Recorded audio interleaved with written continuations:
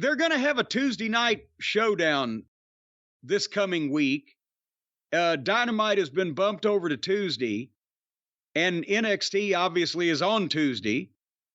And of course, a lot of the trampoline cowboy consumers out there are going, well, you see, the NXT's loading up the show because they're afraid to lose to Dynamite. It's not that they're afraid to lose to Dynamite, in my opinion. It's that if lightning struck and they were to be outrated by a program as pathetic as what we witnessed this past week, I'm sure they would never live down the shame of it all.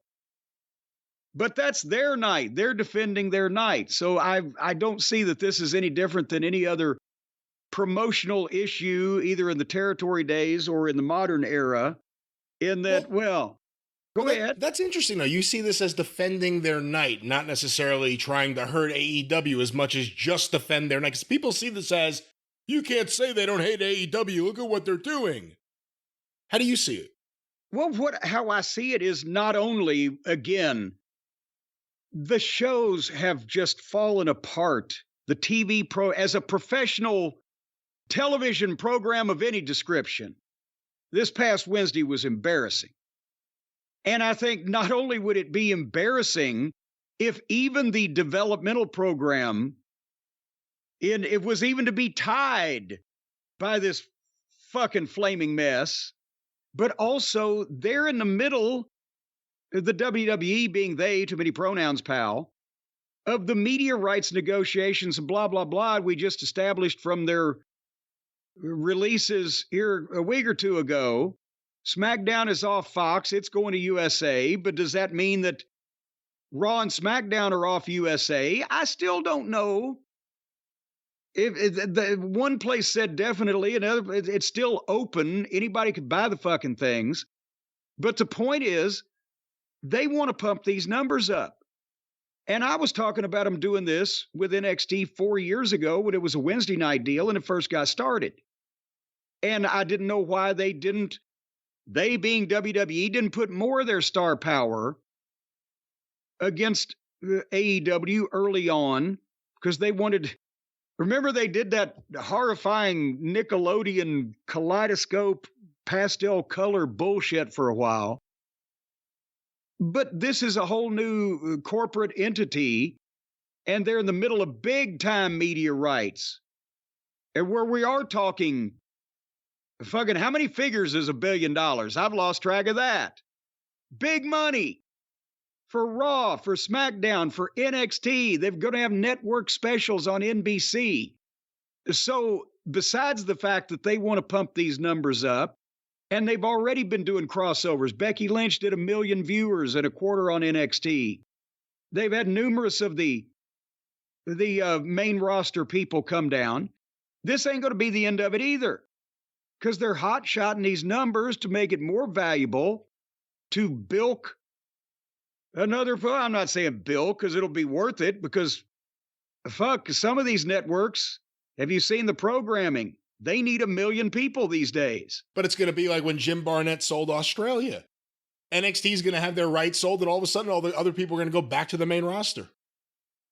Well, that may happen too, but nevertheless, the point is that here's the thing. The WWE television, because there's so much of it, and especially Raw is so long, they bore us to tears if you have to watch the whole thing in real time, but they have the stars and you can remember when they do something really impactful because they're not doing it 100 miles an hour for the whole fucking show. AEW, meanwhile, bores us because everything is so fucking chaotic that you can't tell one thing from another and it's just going by like the goddamn interstate fucking scenery. And they don't have as many stars, as many viewers, or the mainstream recognition as being the wrestling show. So in a battle of boredom, the stars and the more professional product will win out every time. Sorry. If you're going to be bored to fucking tears, you at least want to recognize and like some or most of the people that you're watching and be able to hear the goddamn interviews, be able to DVR the show on a proper schedule, be able to goddamn watch the whole thing without them not being able to manage their time and running all over the fucking place. When Raw had a run over, it was in the fucking schedules. They just have run overs because they can't get their shit in. So I'm just telling you, it's not, and the numbers for NXT on Wednesday have been comparable to AEW on Tuesday to begin with already over the last few weeks. They're souping this thing up to get billions of dollars out of networks over at the WWE. And AEW's network, it was 30 years ago that fucking TBS played the previous week's program on the WCW Saturday Night Show. And that's when they fired, goddamn, what was the director's name? It had been there for ages, and they fired him over it. I can't remember. Edwards. What was his first name? Blake. No, goddamn. Nevertheless, they still can't fucking get their shit together over at TBS after all these fucking years. And in a battle of boredom, the stars will win. I do like the idea of Blake Edwards producing WWE, though. It's an interesting concept. But let's talk about Tuesday night. I guess the reigning champion, the person who lives on Tuesday, NXT. So far, they've announced a breakout tournament for women will continue. Oh boy! Also, Becky Lynch. I wouldn't lead with that. And Becky Lynch is supporting that lead. Holy shit! I'd have led with Becky maybe. Well, again, this is not an official thing. I'm just going on some shitty website I found because no one has just a lineup anywhere. It's not easy to find these fucking idiots. But anyway. Becky Lynch. We're both in one of those moods today. Becky Lynch is the women's champion. Dominic Mysterio, or Mysterio, I can't even speak today. Do I hear an echo? Is the North American champion. Also, we'll have Asuka versus Roxanne Perez. Cody Rhodes will deliver a major announcement. Some think he's pregnant. Also, Carmelo Hayes with John Cena versus Braun Breaker with Paul Heyman. Oh, yeah, baby. What do you think of that? Yeah, baby. What do you think of Heyman with Braun Breaker? I think Paul Heyman is once again latching on to the next big thing. Look at it. With intermittent pit stops, he went from Brock Lesnar to CM Punk to Brock Lesnar and Roman Reigns in that back and forth, and now to Braun Breaker, because they know not only is he the best cunning linguist in the game today, Paul Heyman, but also he's a fucking psychological genius, and he can teach this fucking guy like he's taught these other guys what's going on.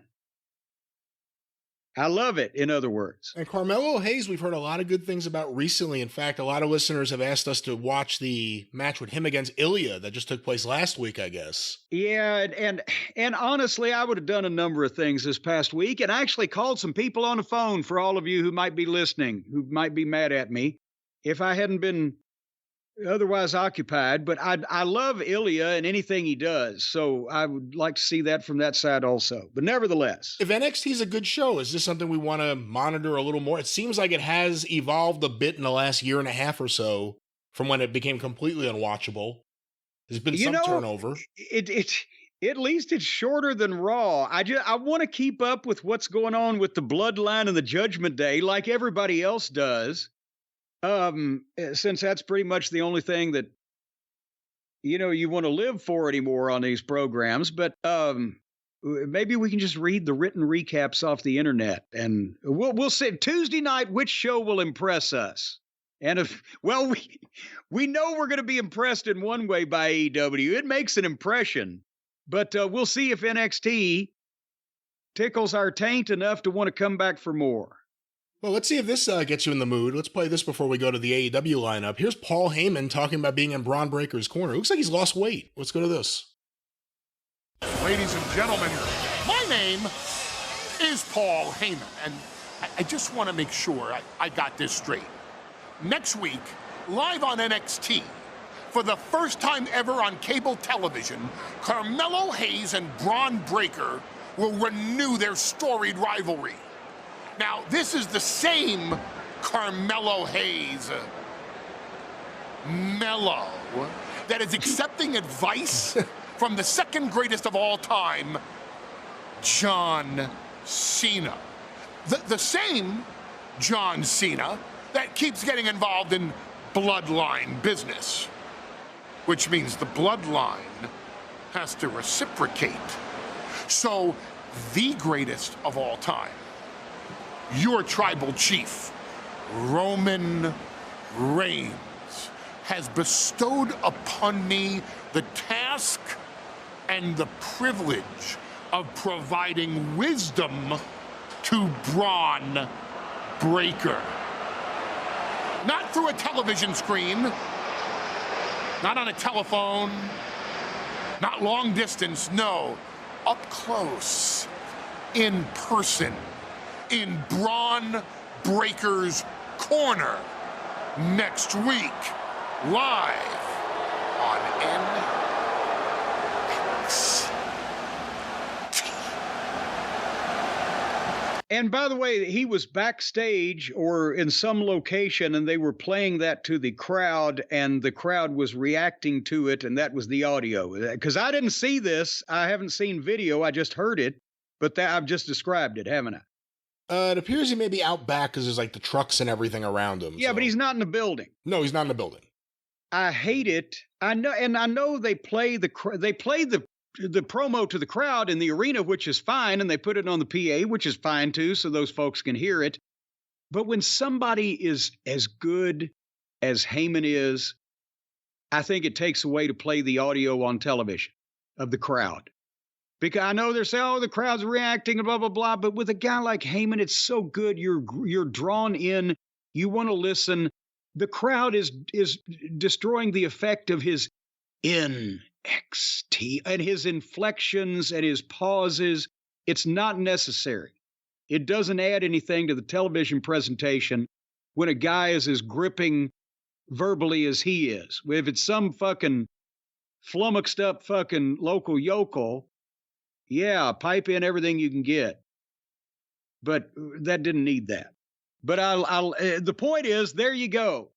And I'm sure that will not be the last time. If, somebody needs to do a comprehensive medical exam on Paul, make sure he's, his cholesterol's got to be through the roof. One would think his blood pressure is capable of stopping his fucking heart at any point. Underneath all of that, congestive heart failure could be a thing. We need him around. Stop saying these things. Well, look at the state of him. We need him around for years and years to groom and manage Braun Breaker as the next Brock Lesnar. He needs somebody get him on an exercise bicycle. Look at me. I'm fucking, did I mention I'm 3 or 4 years older than Paul Heyman? I weigh currently 187 pounds and my cholesterol is 196. Here's a weird question for you. He's very talented, and he would be no matter what, but would a skinny Paul Heyman lose a little bit of the effect? Well, he was pretty daggum good before he looked like Alfred Hitchcock. Right, but he's looked like Alfred Hitchcock for 25 years, even when he had the ponytail still. He was kind of morphing into this big rotund figure. Morphing into Alfred Hitchcock's hippie nephew? I think he could drop 50 to 70 pounds and still look like Danny DeVito as the Penguin and be healthier. I'm worried about the boy. This is coming from a place of sympathy, from compassion down deep in my heart, that I'm afraid that Heyman, the corpulent, greasy, sweaty, overstuffed fucking human goddamn couch that he is, he needs to, he looks like one of those things you used to fill with sand when you were a kid and try to knock them over, but they would wobble, but they wouldn't fall down. Are we building to a sponsor spot? I don't know. You're tearing into this guy. I'm worried about him. I'm really worried. It's coming from a place of deep concern and human love, a platonic love that only two men like us who have shared wars in the ring together. Remember, we've shared our sweat and blood, my sweat and my blood. Oh, okay. I thought you were still going. Okay, you stopped there. I'm trying to think what he contributed to that besides a couple of potatoes and a goddamn. All right. Anyway, let's go to AEW Title Tuesday. What are they doing over there to combat this? They are celebrating Tony Khan's birthday with a big lineup. Here's what's on the bill. Are you fucking shitting me? What? Is it really Tony Khan's birthday? Yeah, he said it in the media scrum. Oh, that's right. And is that being put out in the promotional materials? Come celebrate the promoter's birthday with us. I have not seen anything yet. I swear to God, that sounds like George Goulas saying, "Hey, we're going on a picnic, Daddy. We're going on a picnic." Or Nick saying, "Go to bed, Georgie. Go to bed." There may be a lot of comparisons between Tony and George Goulas. Do you know that in like 1952 or something, they put in the Nashville program? I have a copy. In the Nashville wrestling program, they sold at the arena that little George Nick Goulas had taken his first plane ride. All right. What's over there on AEW? Yeah, no one's going to be excited about that. That's just to make Nick happy. That's well, it was a big deal in 1952, but you said 72. No, I said 1952. Oh, 52. I thought you said 72, which made it even funnier. I'm the one that can't hear. All right, well, let's see if you can hear this. Here's the lineup. Title Tuesday, October 10th. Chris Jericho versus Powerhouse Hobbs. Ooh. My only problem with Hobbs and Jericho is that, I love, and we'll talk about in the program, I love that Hobbs is away from QT and at least he's in the top heel stable. Because Don Fallis is a friend of the right people. So that means bigger things for him. But goddamn, he's one of those guys. Can you see like Hacksaw Butch Reed in a Mid-South match getting over, right? Can you see Hobbs treating Jericho like that? And is he even going to win this fucking match? Is he going to beat Jericho? Is this a match they should have had 2 months from now, rather than the next week after the goddamn angle? I'm sorry. Go ahead. The next match, Adam Copeland versus Luchasaurus. Ooh, I'm worried about the health and welfare of and skeletal structure of our friend Edge. Otherwise, I mean, Edge is a tremendous veteran pro. Can he have a good singles match with the Lizard? Well, we shall see. Also on the bill, Jay White versus Hangman Page. Oh, good. Just to see Page do a job, I'll put up with White. You think he has to do the job because of the way they're doing stuff with Jay White right now? Goddamn better. Jesus Christ. I think Jay White is actually WWE material because he's boring the fuck out of me.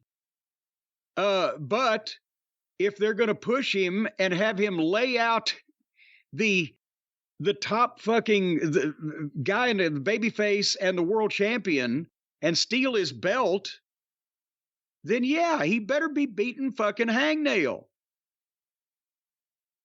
Unless MJF causes him to lose to Hangnail. All right, the next match, Jim. For the TNT Championship #1 contendership, Bryan Danielson versus Swerve Strickland. Oh, I thought that was for Collision. Okay, I guess it's for this show. I'm intrigued because Swerve's problem is when he got with Darby or any of his friends that can do all of their floor routines, you know, Nadia Comaneci, Olga Corbett, that crew. It's just ridiculous, but he looks like a star. He has a good aura, and he can work when it's controlled into a wrestling match instead of the gymnastics. And I don't think Danielson's going to do a ton of gymnastics. So this could be good. And it's Danielson. Now, I don't know, where are they at? Whose hometown are they in this week? Where will it be? It will be in Independence, Missouri. Also, neutral territory unless Harry Truman is in one of the corners. That's right. So, and actually, it would have been neutral territory also if they'd have done it last week in Seattle, because both of them are from Seattle, or from Washington at least. So, would that have canceled out? Would it have been matter meeting antimatter, and they would have not reacted at all, or cheered both, or what would that have been? Well, fortunately, in Independence, they think independently. So maybe the baby face will be the baby face, and the heel will be the heel. We can hope. In a Harry Truman International Championship match, Rey Fenix defends his title against Jon Moxley. Oh, God damn it. And, if I could just think of who the Secretary of State was in the Truman administration, I could follow that up with a goddamn humdinger. But it's lost. So now they're going to switch the belt back. And then because we've said this publicly, they'll say, well, we can't switch it back now, but that has to... Why would you have that again? And Moxley's been cleared now. He just had a concussion 2 weeks ago. Is that the current time period now for brain damage healing? I eat concussions for breakfast. What are you going to do to Felix there, John? I'm going to let him drop me on my head 3 or 4 times, and then I'm going to bleed. And then your lifeless body will cover him? That's right. New chip. So this is the way that, obviously, one would think. Title Tuesday, they'll put the belt back on Moxley because it was a mistake. And there you go. I'm getting off on Rey Fenix as international champion because every match you think he's about to die or he's going to kill his opponent. But Jim, finally, the only other match listed so far, and things could always change, it's Tony Khan. And there's no MJF listed for anything yet at least I don't see anything here. For the Women's World Championship, Saraya defends her title against Hikaru Shida. Have we seen that before, or does it just seem like it? It definitely seems like it, and it was definitely maybe a tag match or two, but other than that, I don't remember if we've seen it or not. You think by the big pay-per-view, they'll just go ahead and put the belt on Toni Storm and let Saraya go try to find a tan somewhere or something? I don't know. We shall see. I wonder how much that cost Tony. Saraya. Well, we shall see how much this cost him. Tuesday night against NXT. What's your prediction? Each show has their own audience that is not going to revert to the other side. And I don't know that we know currently, because it's been so long since there's been a real head-to-head, what that audience is for either program. I'm not even going to jump out and say what the numbers are going to be, but I think NXT is going to win. And and here's another thing. This may or may not still be true, probably less so with the AEW bunch, but to some extent it's always going to be. As Christine Jarrett said, wrestling fans are creatures of habit. And if you change the building, or you change the day of the show, or you change the TV station, or you change the time, you lose some people. You can't get around it. And with AEW being on the off night, NXT having the home field advantage, they're teasing The Undertaker. And what's he going to do? Walk out there for 5 minutes, do his entrance. It'd be better than anything on the other fucking program, because it's The Undertaker. That's what I'm saying. To a certain amount of people, stars are always going to fucking win. And so we're going to find out how many people are on the internet for AEW, keep up with the time changes, go along with them. Don't worry about what the competition is. We want to watch that program. And we're going to see how many people there are for NXT that say, I already watched it every week, but holy shit, these stars are going to be there, or for the people who say I only watch once in a while, or maybe I've quit watching like us, but all those stars are going to be there. And I predict that there'll be more of those for NXT, the incumbent on Tuesday, with the names, than there will be for whatever that the other company can fucking do.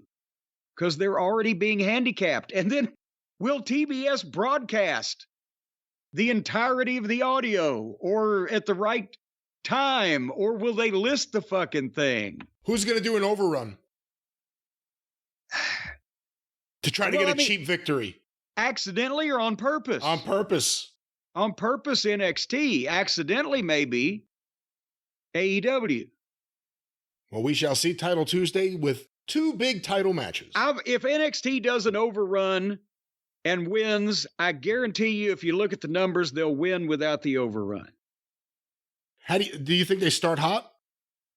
I don't know how, with what you've talked about that they may have, that they're not going to start hot, because there's a lot of shit on both those shows to get into 2 hours.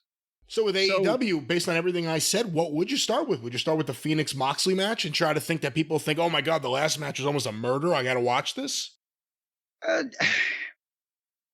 Again, do you tease paralyzation, or do you send out a star and something they'd care about? I don't know. I ain't going to anticipate what Tony fucking Khan might do.